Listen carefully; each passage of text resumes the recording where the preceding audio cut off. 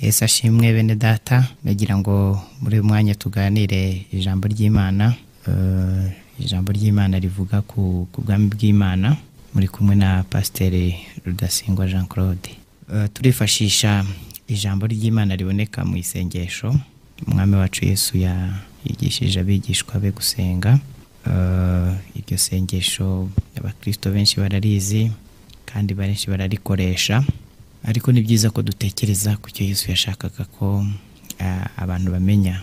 Muri Matayo igice cya 6 umurongo wa 10 yaravuze ngo ubwami bwawe buze. Yesu yashaka kuvuga iki avuze ngo muri iriya sengesho agashyiramo ngo ubwami bwawe buze? Ese ni gute wamenya ko ubwami bw'Imana buri muri wowe? Kubera iki inyigisho y'ubwami bw'Imana dukwiriye kuyiha agaciro? Ese ni bande bemerewe kuzajya mu bwami bw'Imana, ni bande batabyemerewe? Ubwami bw'Imana ubu ngubu muri iyi minsi turimo, ubwami bw'Imana no mu gihe kizaza. Ayo magambo niyo tugenda tugarukaho muri uyu mwanya. Icyambere, ubwami bw'Imana ni iki? Ubwami bw'Imana, iyo usomye ijambo ry'Imana riri mu Baroma igice cya 14 umurongo wa 17 hari igisubizo.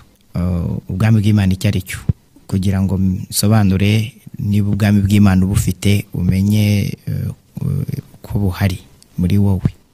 Paulo yaravuze ngo kuko ubwami bw'Imana atari ukurya no kunywa, ahubwo ni ugukiranuka, amahoro no kwishimira mu mwuka wera. Ayo magambo atatu aragaragaza ubwami bw'Imana hano ku isi. Niba ukiranuka, ubwami bw'Imana buri muri wowe. Niba ufite amahoro, ubwami bw'Imana buri muri wowe. Niba kandi wishimira mu mwuka wera, aho ngaho ufite ubwami bw'Imana. Ubwo ubwami Yesu yavugaga ngo buze, yasabye isi, yasabye ab'isi bose, abatuye isi bose ko bagira gukiranuka. Niba kiranuka, ubwami bw'Imana burabuhari. Niba gira amahoro, baraba bafite ubwami bw'Imana. Niba nishimira mu mwuka wera, baraba bafite ubwami bw'Imana. Icyo ni igisobanuro twishingikirije ku ijambo ry'Imana Paulo yavuze. Kubera iki tubwira abantu kwihana?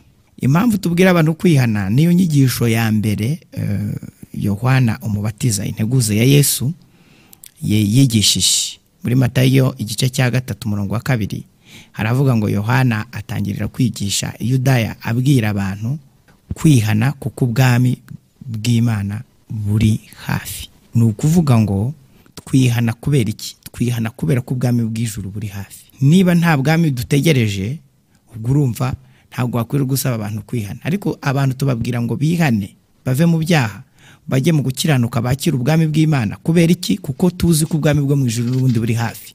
Ikindi gituma tuvuga ko abantu bagomba kwihana, ni inyigisho Yesu yatangiriyeho muri Matayo igice cya 4 umurongo wa 17 no muri Matayo igice cya 9 umurongo wa 35 haravuga ngo mwihane kuko ubwami bwo mu ijuru buri hafi. Iri ni ijambo mbere y'uko Yesu avuga ibindi byose yahereye kuri iri ngiri mu nyigisho yatangiye Kaperinaumu. Mwihane kubera iki? Kuko ubwami bwo mu ijuru buri hafi.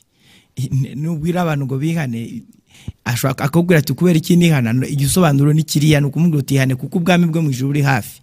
Kandi nuvuga ngo abadafite ubwo gukiranuka, abadafite amahoro, abadafite wa munezero uturuka ku mwuka wera, nta bwami bw'Imana baba bafite muri bo, nta nubwo baba bazajyamo.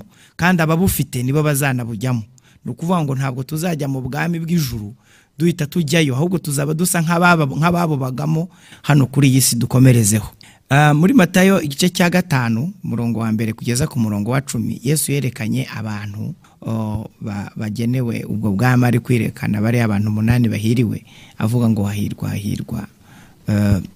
Iyo yahitaga avuga ngo hahirwa nde, yahitaga avuga ngo kuko ubwami bwo mu ijuru ari ubwabo. Nuvuga ngo hahirwa aba. Muraza kureba iryo jambo muri Matayo kira gice cya 5. Ikindi buriya ubwami bw'Imana nicyo kintu cyo gutekerezaho mbere y'ibindi byose. Twishingikirije ku ijambo ry'Imana riri muri Matayo igice cya 6:33 yaravuze ngo mubanze mushaka ubwami bw'Imana no gukiranuka, ibindi byose bisaza ari inyongera. No kuvuga ngo nubu ufite ubwami bw'Imana no gukiranuka kwayo, ufite icy'ingenzi. Icyo rero ufite ibindi byose bizaza nyine bigikurikira. Ni nko kuvuga uti ubu nyine dutangiye kwiga imibare. Niba dutangiye kwiga imibare rero ntabwo turi bwiga za 7 na za 6 na za 5 tutariga rimwe. Iyo rimwe rero ni ibanza. Noneho ubwami bw'Imana rero ni ikintu gikwiriye gushakwa mbere kugira ngo ibindi byose bizaza bigikurikira. Kandi ntabwo wajya gushaka ibindi nyuma noneho ngo ubwami buzaze mbere. Oya, itegeko ni iryo, ni ukubushaka mbere. Mission itorero rifite cyangwa se icyo tusabwa na Yesu muri uyu murimo yaduhamagariye birasobanutse. Muri Matayo igice cya 10:7 haravuga ngo mugende mwigishe. Twigishe tuvuga iki? Tuvuga ngo ubwami bwo mu ijuru buri hafi. Tuvuga ngo niyo message ugomba kurara uvuze, wowe muvuga butumwa, wowe muririmbyi, wowe uri umudiyakoni cyangwa se ufite izindi mpano z'umwuka wera Imana yaguhaye mu mirimo ujye ukora. Ikintu ugomba kumenya ko twahawe ni ukubwira abantu ko ubwami bwo mu ijuru buri hafi. Ahubwo nkabaza, uheruka kubivuga? Uheruka kubibwira abo mu bana? Uheruka kubibwira abo mukorana? Kuko nta bindi yari abatumye. Yesu arimo atuma ababigishwa be kujya kuvuga ubutumwa. Yanababwiye ibyo bagenda kubavuga. Ariko hari abari kuvuga ubutumwa muri iyi minsi bivugira ibyo bashatse batabanje kureba mission. Cyo Yesu yadutumye ni igiki? Ni ukuvuga iki? Yaradutumye aduha nicyo kuvuga. Cyo kuvuga rero nicyo tugomba kuvuga. Iyo ntego, ibyo dusobanura byose bikaba bishingiye kuri iyo ntego. Ubwami bw'Imana rero, ubwami bwo mu ijuru buri hafi. Niyo message Yesu yaduhaye. Ikindi gisobanuro cy'ubwami bw'Imana ni Paulo wakivuze. Urwandiko rwa mbere Paulo yandikiye abikoreye n'igice cya 4:20 yarasobanuye, yaravuga ngo kuko ubwami bw'Imana atari ubw'amagambo ahubwo ari ubw'imbaraga. Ukuvuga iki? Ubwami bw'Imana ntabwo ari ukugenda uvuga amagambo ahubwo ni ugukora. Bisobanuye ko agakiza dufite agakiza n'ubuntu, ariko ijuru ni ukurikorera. Ni ukuvuga ibyerekeranye no kujya mu bwami bwo mu ijuru ni ukubikorera. Matayo 11:12 haravuga ngo ubwami bwo mu ijuru buratwaranirwa, intwarane zibugisha mu imbaraga. Aya magambo abiri, gutwarana n'intwarane, ndabisobanura gutya. Ni ukuvuga intwarane ni intwari ebyiri. Niba hari ikintu kiremereye cyane utabasha wowe kwikorera, iyo ubonye undi muntu ukiguteruza mubaye intwarane. Ni ukuvuga intwari ebyiri. Iyo abantu babonye abantu bikoreye icyo kintu baravuga bati dore bari abantu baratwaranye. Ubwo ni ukuvuga ngo umwe atwaye hepfo undi atwaye ruguru, baratwaranye. Ubwo batwaranye rero niho ijambo intwarane biva. Bisobanuye ko nushaka wowe kumva ko uzajya mu ijuru wenyine ntabwo uzapfa kwigezayo, ahubwo biragusaba uwo mujyana. Hasigaye naho intwarane, wa wundi wumva ko azijyana we yananiwe, ariko abiyemeje gufatanya bagafatanya urugendo rwo gusenga, haba mu muryango, haba wowe n'inshuti yawe mwegeranye, aho ngaho muri kumwaho mukiyemeza gufatanya urugendo rujya mu ijuru. Umugore n'umugabo bagatwarana iby'uru rugendo, hakiyongeraho n'abana bakabatwaza. Nunguvuga ngo bamwe bararirimba, abandi basenga, abandi basoma ijambo ry'Imana, abandi bayimba indirimbo, abandi bareba mu byahishuwe, undi areba muri Danieli, undi areba muri Zaburi. Ubwo turatwaranye. Umwe ashaka igitabo cy'indirimbo, umwe arimo ategura iteraniro, undi ashaka amaturo. Ubwo turimo turafatanya iby'urugendo, aho niho tugerayo. Ubwami bwo mu ijuru buratwaranira, intwarane zikabugisha mu imbaraga. Ibi birasobanura iriya nyigisho ya Paulo iri guhura n'iya Yesu, aho Paulo nawe itavuga ngo ubwami bwo mu ijuru, ubwami bw'Imana ntabwo ari ubw'amagambo ahubwo ni ubw'imbaraga. Bisobanuye gukorera ubwami. Ngewe mbibona mu magambo 5. Ijambo rya mbere nabivuze no kwihana. Ni ukuvuga ngo muri Matayo igice cya 4:17 mwabibonye ko Yesu yatangiye avuga iby'ubwami, avuga ati mwihane ko ubwami bwo mu ijuru buri hafi. Ikindi, ubwami bw'Imana bugendana n'ijambo bita gusiga. Iyo usomye ijambo riri muri Mariko igice cya 10:29 kugeza ku 30 hagaragaza Yesu urutonde yarimo yerekana rw'abantu bagiye basiga. Tina wasize inzu, wasize ababyeyi, wasize tonde rwabyo ruraho ngaho. Ni ukuvuga ngo ntushobora gukorera ubwami utaragize ibyo usiga. Bigendana no gusiga. Kugusiga rero ibintu byari bigufitiye akamaro, ariko ukabona ntago wabigumana kubera ubwami ukemera kubisiga. Hakuri abigishwa umwami Yesu yabahamagara ati nkurikira, kandi amuhamagaye hari ibindi yararimo, amuhamagaye hari ubwato yari afite ari kurobesha, amuhamagaye hari inshingano zindi yari afite, ukahita bisiga akamukura. Iryo jambo rero ntabwo warishobora utaramenya ko ubwami bw'Imana ari ubw'imbaraga. Ushyiramo izo mbaraga nyine zo gusiga ibintu wumvaga wari ukeneye, wari urimo, washakaga, inyungu wabonaga, wenda binyuze mu buryo butari bwiza, ariko byose ukabisiga kabireka kubera ubwami bw'Imana. Ikindi ubwami bw'Imana bugendana no kwihangana. Muri Luka igice cya 22 umurongo wa 28 kugeza ku murongo wa 30 haravuga ngo nimwe mwagumanye nanjye twihanganana mu byo nageragejwe byose. Ni ukuvuga kwihangana ni igisabwa cy'ingenzi cyane kubakorera ubu bwami. Ati niba rero mwarihanganye nanjye mbabikiye ubwami. Ni ukuvuga ngo habuze iri jambo kwihangana ntabwo buriya bwami wazabubona. Urabona umwami Yesu arimo ashima abarangije urugendo, yaravuga ati nimwe mwihangananye, nimwe mwagumanye nanjye twihanganana mu byo nageragejwe byose. Kubera ibyo rero nanjye mbabikiye ubwami. Irindi jambo rya kane ni gukora muri Matayo 11 umurongo wa 12 ni nawe ubabwiye n'uwo mu Bikorino rwandiko rwa mbere igice cya 4 ku murongo wa 20 avuga ko atari ubwami bw'Imana, atari ubw'amagambo, ahubwo ari ubw'imbaraga. Ikindi rero biri mu byayishuwe ijambo rya 5 rivuga ngo unesha, igice cya 3 umurongo wa 21 unesha niwe uzaraga ubwami, niwe uzicira ku ntebe y'icyubahiro. Nuvuga ngo habuze kunesha bwa bwami ntabwo twazabushyikira. Aya magambo rero ko ari 5 ni ingenzi cyane: kwihana, gusiga, kwihangana, gukora no kunesha. Muyafate cyane: kwihana, gusiga, kwihangana, gukora no kunesha.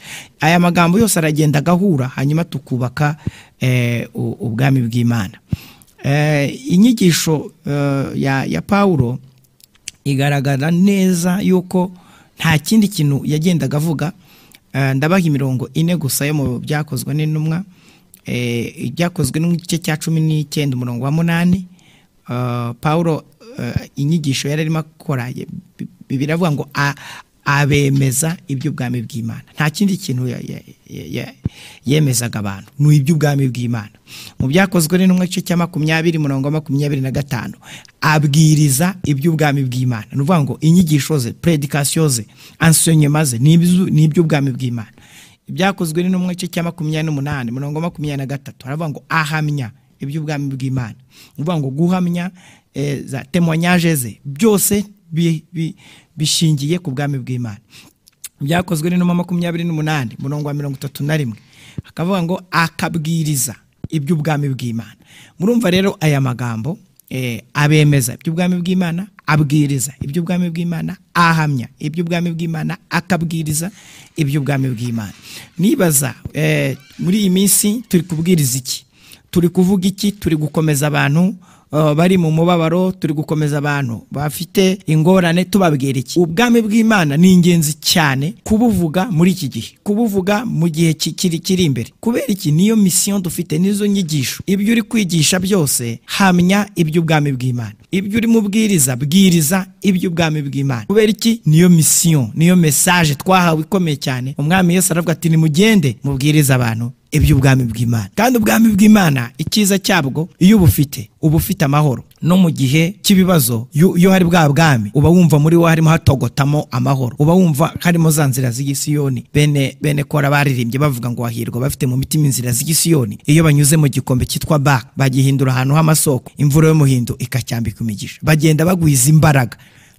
Ni ukuvuga ngo ubu bwami butuma tugenda tubwiza imbaraga. No muri Baka turahahindura. Kubera iki? Kubera bwa bwami bw'Imana. Haleluya. No muri Baka turahahindura, ahantu hari ibibazo tukahashyira ibisubizo. Hanyuma itorero ubundi twebwe turi bandi, twitwa bandi. Itorero izina ryacu riri mu rwandiko rwa 2 Petero yanditse igice cya 2 umurongo wa 9 avuga ngo twebweho turi abatambyi b'ubwami. Ni ukuvuga iki? Insobanuro: turi abakozi b'ubwami. Ni ukuvuga ngo twebwe turi wowe unyumva, imirimo yose ukora ukorera ubwami. Turi abatambyi b'ubwami, ishyanga ryera, abantu Imana yaronse kugira ngo twamamaze ishimwe ryaduhamagaye. Nguko uko turi. Ubwo rero nkushaka kubaza ngo turi bandi, wenda uhita uvuga uti nitwa gutya nsengera aha, uhita uvuga ngo jewe ndi ishyanga ryera, ndi umutambyi w'ubwami, ndi umukozi w'ubwami, ngenda umuntu Imana yaronse kugira ngo namamaze ishimwe ryampamagaye. Imana ishimwe cyane. Ubwo mumenye kwivuga, mumenye no kuvuga ibyo twahamagariwe.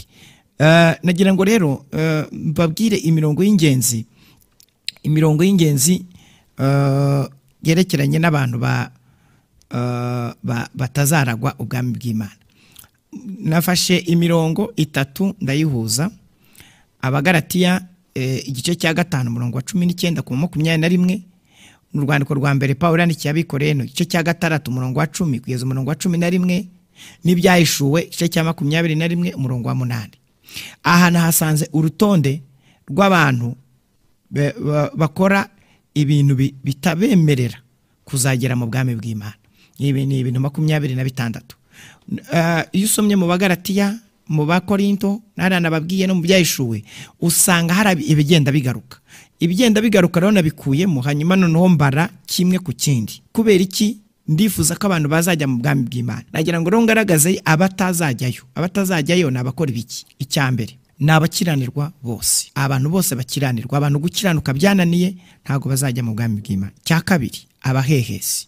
Abahehesi ntibazajya mu bwami bw'Imana. Abasenga ibishushanyo, abasambanyi, ibitingwa cyangwa se abagabo bendana ntago bazajya mu bwami bw'Imana. Abajura, abifuza, abasinzi, abatukana, abanyazi, abakora ibiteye isoni n'iby'isoni nke, abarozi, abanga abandi, abatongana, abanyeshyari, abanyamujinya, abanyamahane, abitandukanya, abirema ibice, abagira urugomo, abagira ibiganiro bibi, abanyabwoba, abatizera, abakora ibizira, abicanyi n'abanyabinyoma bose. Aba bantu uru rutonde ni ibintu 26. Mbivuga ushaka kumva utigewe hari byo ntakora, ariko ureba niba nta na kimwe kigufasha. Subiremo: abakiranirwa bose, abahehesi, abasenga ibishushanyo, abasambanyi, ibitingwa cyangwa abagabo bendana, abajura, abifuza, abasinzi, abatukana, abanyazi, abakora ibiteye isoni n'iby'isoni nke, abarozi, abanga abandi, abatongana, abanyeshyari, abanyamujinya, abanyamahane, abitandukanya, abirema ibice, abagira urugomo, abagira ibiganiro bibi, abanyabwoba, abatizera, abakora ibizira, abicanyi n'abanyabinyoma bose. Aba bantu Bibiliya iravuga ngo ntabwo bazaragwa ubwami bw'Imana. Kandi icyo tugambiriye, impamvu muri mu iteraniro, impamvu mujya gusenga, impamvu mukunda umwami Yesu, no kugira ngo tuzagire iherezo ryiza. Nagira ngo rero mbasabe ibi bintu byose, kubera ko ubwami bw'Imana bwadusabye ko tugomba kwihana, kandi ibyo twihaniye tukabivamo tugahinduka abigishwa ba Yesu. Ibi bintu byose ntihagire na kamwe kagufata kugira ngo uzabashe kugera mu bwami bw'Imana. Imigani ivuga iby'ubwami bw'Imana n'ubusobanuro bugufi niho nifuje ko twasoreza inyigisho y'uyu munsi. Ni inyigisho iri muri Matayo igice cya 13. Hari imigani 6 isobanura iby'ubwami bw'Imana. Ndavuga rero ubusobanuro bugufi kuri buri mugani. Icyambere, Yesu yaravuze ngo ubwami bwo mu ijuru bugereranwa n'umuntu wabibye imbuto nziza mu murima we. Matayo 13 umurongo wa 24 kugeza ku murongo wa 30. Uyu niwo mugani Yesu yaciye. Bugereranwa n'umuntu wabibye imbuto nziza mu murima we. Nirihe somo twakuramo? Twakuramo isomo ry'uko igihe cy'isarura niho abana b'ubwami bazaboneka. Muri iyi minsi urukungu ruvanze n'amasaka. Ibi ngibi tumenye, turi 30 mu rusengero, turi 40, turi 80, turi 100, turi 500, turi 15, turi 30 mu muryango wacu, turi 7, turi 10. Wamenya gute urutonde kw'abazajya mu ijuru n'abatazajyayo? Wamenya gute uw'Imana yahamagawe n'uwitahamagaye? Ko abantu bose bavuga ko bahamagawe. Abigishwa amasaka yari meza, noneho umwanzi nijoro abantu basinzira yashyiramo urukungu. Bamubaza bati ko twabige amasaka mu murima mwiza, imbuto ari nziza, rura rukungu rwavuye. Arabwira ati umwanzi waje nijoro ararubiba. None se tururandura? Bati oya, mwirandura atamutibeshya mugakuramo n'amasaka. Mu byihorere mu gihe cy'isarura bizasobanura. Impamba bwiye umugani kugira ngo mumenye ko ugomba gucunga izamu ryawe, ukamenya ngo ngewe mu mutima wanjye haranyemerera kuba nazajya mu bwami bw'Imana. Iby'abandi ntabyuzi, ibyanjye ntabyuzi, ibyuriya ntabyuzi, no kuvuga ngo uriya azajya mu ijuru uriya ntazajyayo ntabyuzi. Cunga izamu ryawe, igihe cy'isarura nicyo kizagaragaza ukuri aho kuri. Yesu arongera aravuga ngo ubwami bwo mu ijuru bugereranwa n'akabuto ka sinapi. Matayo 13 umurongo wa 31. Kubera iki Yesu yavuze akabuto ka sinapi? Yaravuze ngo ni akabuto gato cyane, ariko iyo kakuze kaba igiti kinini cyane, inyoni zikacyarikamo kikaba kinini cyane. Bishatse kuvuga ngo ibigendanye n'ubwami bitangira bisuzuguritse, ariko ku iherezo bikazagira agaciro. Yesu arongera aravuga ngo ubwami bwo mu ijuru bugereranwa n'umusemburo. Muri Matayo 13 umurongo wa 33. Bisobanuye ko ubwami bwo mu ijuru ibyabwo bisaba gutegereza no kurindira. Ko muzi yuko umusemburo bawushyira mu kantu hanyuma bakarindira bikaza kugenda bikabyimba. Ubwami bwo mu ijuru rero bigendana no gutegereza no kurindira no kwihangana. Icyakane, ubwami bwo mu ijuru bugereranywa n'izahabu zahishwe mu murima. Matayo 13 umurongo wa 44. bisobanuye ko ubwami bwo mu ijuru ibyabwo bisaba kwihana byose no gusiga byose. Kuko uriya muntu wabonye izahabu nziza mu murima yaragiye arahisha ajya kugurisha ibyo yaratunze byose kugira ngo aze kugururira murima. Bisobanuye ko ubwami bwo mu ijuru ntabwo ugomba kubukorera kandi ufite ibintu utihannye kandi ufite ibintu utasize, ugenda mu bwami bw'Imana kandi uzi neza yuko ufitanye n'andi mabanga na Satani, hari n'ibyaha byakunaniye kubireka. Urabanza rero ukabisiga hanyuma ugafata kimwe. 5, ubwami bwo mu ijuru bugereranywa n'umutunzi ushaka imarigarita nziza. Matayo 13:45. Bisobanuye ko ubwami bwo mu ijuru ibyabwo bisaba kwihana byose no gusiga byose, kuko iriya marigarita kugira ngo ayigure yabanje gusiga ibindi byose. 6, ubwami bwo mu ijuru bugereranywa n'urushundura. Matayo 13:47. Ubwami bwo mu ijuru rero ibyabwo bigendana no gutoranywa, abeza bonyine nibo bene bwo, kubera ko urushundura umwami Yesu yaravuze ngo barushyira mu nyanja ukazamura ifi, kazamo inziza, kazamo n'imbi, kaza n'ibindi bisimba biba mu mazi, ushobora kuza ibikeri n'ibiki, ariko ngo iyo bigeze hejuru bararobanura ifi nziza bakazishyira ukwazo.